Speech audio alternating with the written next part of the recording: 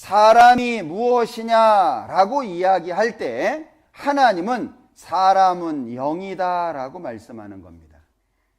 사람은 영적인 존재다. 사람은 영이다. 그리고 인생이라고 하는 것이 무엇이냐라고 질문한다면 태어나서 늙어 죽을 때까지를 인생이라고 하는데 하나님 찾으라고 기회로 준 시간인 거예요. 나중에 아시게 될 겁니다. 지금 부정하시는 분들도 나중에 이거였구나 아시게 될 거예요.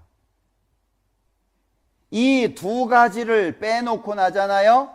우리가 이 땅에서 사는 목적이 없어요. 자, 그림 하나 소개해 드릴게요. 제가 자주 보여드리는, 집회 때마다 보여드리는 그림인데요. 폴 고갱이라고 하는 사람이 그린 그림입니다. 그림이 이 길이가 한 4m 정도 됩니다. 이 높이가 1.4m 정도 되는 큰 그림입니다. 그림만 큰 게 아니고 제목도 길어요. 세 부분으로 나누어져 있는데 오른쪽에서 왼쪽으로 봅니다.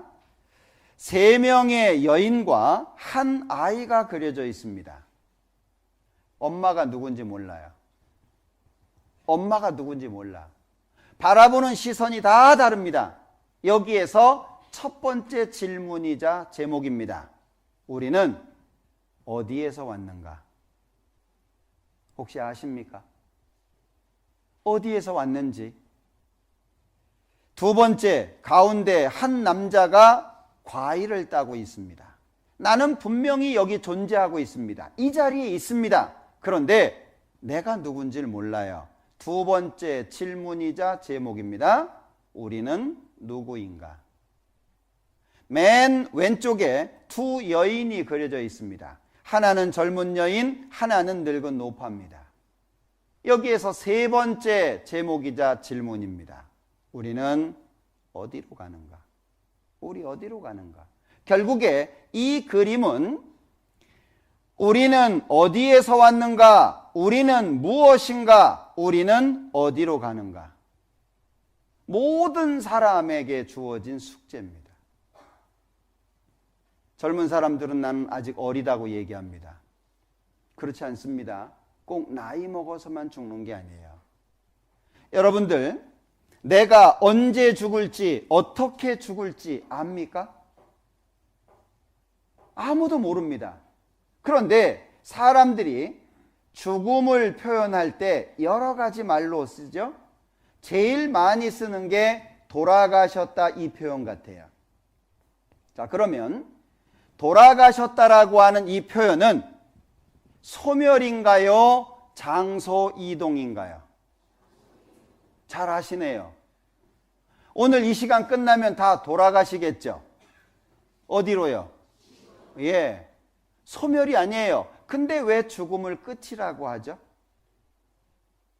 돌아가셨다라고 하는 이 말은 교회에서 나온 말이 아닙니다. 기독교 용어가 아니에요. 제가 어원을 찾아보니까 한 1000년 정도 되더라고요. 저 충청도 쪽에 가면 농다리라고 있는데 그 농다리 전설에 보면 돌아가셨다는 말이 나와요. 돌아가셨다. 분명히 장소 이동이에요. 없어지는 게 아니에요. 그런데 사람들은 과감하게 얘기합니다. 죽으면 끝이라고. 천국 있다고 얘기하면요, 제일 먼저 묻는 게 가봤냐예요. 천국 있어요? 가셔야죠. 가봤어요?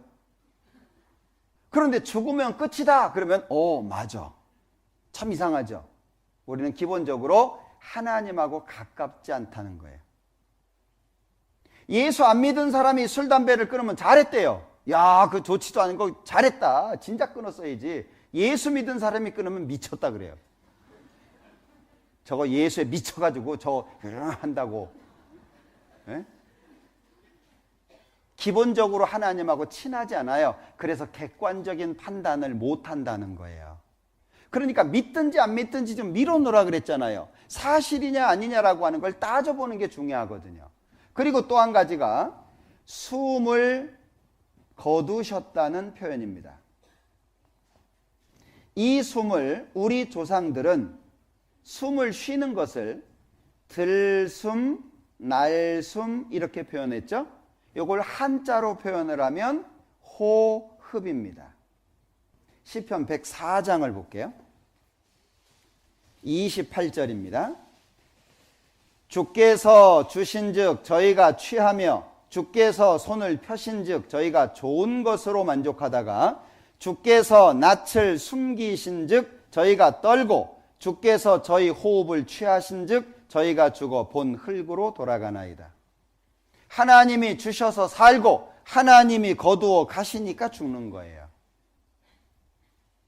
자, 숨을 거두셨다. 하나님께서 호흡을 주셨다가 호흡을 거두어 가시면 죽는 겁니다. 그래서 성경에서는요, 야고보서에 보면 너희 생명이 무엇이냐? 너희는 잠깐 보이다가 없어지는 안개니라. 사람을 70년, 80년 사는 그 인생을 너희가 뭔지 아냐? 안개와 같다라고 말씀합니다.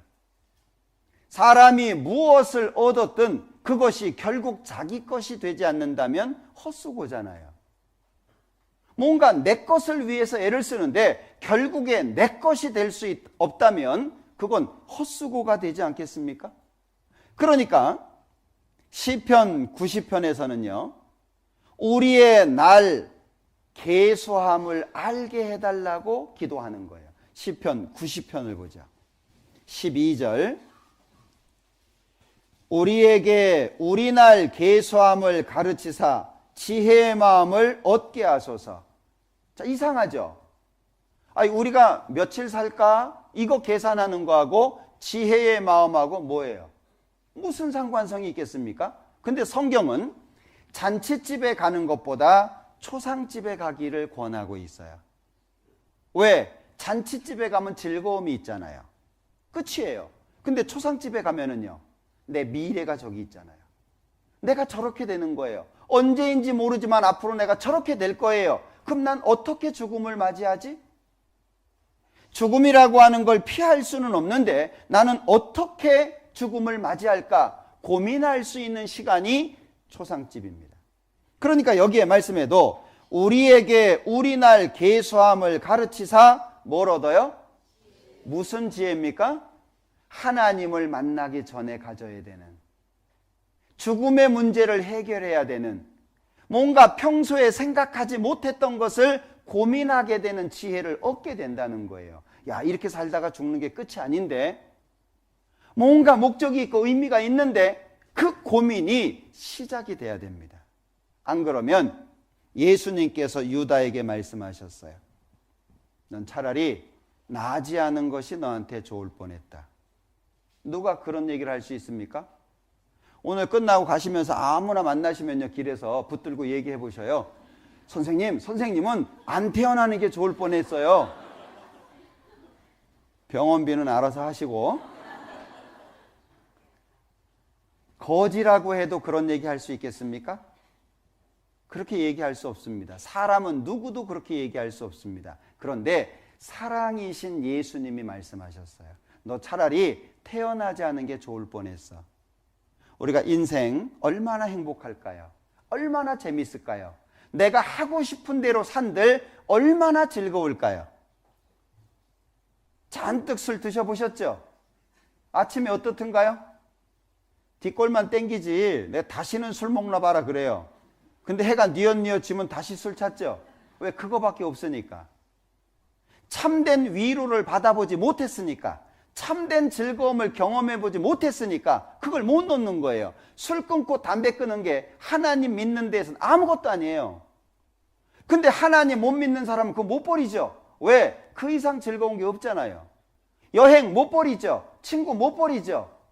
왜요? 그 이상 즐거운 게 없거든요.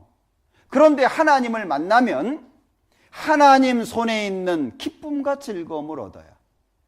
그런 거 없어도 돼요. 세상 사람들이 즐기는 그런 거 없어도 돼요. 그래도 마음이 즐겁고 행복한데요. 마음이 평안한데요. 내가 너희에게 평안을 주는데 내가 너희에게 주는 평안은 세상이 주는 것과 같지 않다. 예수님 말씀하셨잖아요. 얻고 싶지 않으세요? 정말 그런 게 있다면 얻고 싶지 않습니까? 그래서 구하라 찾으라 문을 두드리라고 말씀하신 거예요. 사람에게 참된 가치는 육체에 있는 게 아닙니다. 그래서 육체대로 살면 인생 자체가 피곤할 수밖에 없고 후회가 많을 수밖에 없어요. 인생 막 산 사람은요, 나중에 버릴 수 없는 무게가 계속 얹어집니다. 마음대로 해보세요. 네? 부모님 말씀 안 듣고 막 살고 자기 욕심 부리고 거짓말하고 막 사기치고 막 살아보세요. 다른 사람이 아니라 자기 스스로가 무게감이 쌓여가지고 못 살아요. 거의 경험해 보셨을 건데요. 시편 89편 옆에 있죠? 47절. 나의 때가 얼마나 단촉한지 기억하소서. 주께서 모든 인생을 어찌 그리 허무하게 창조하셨는지.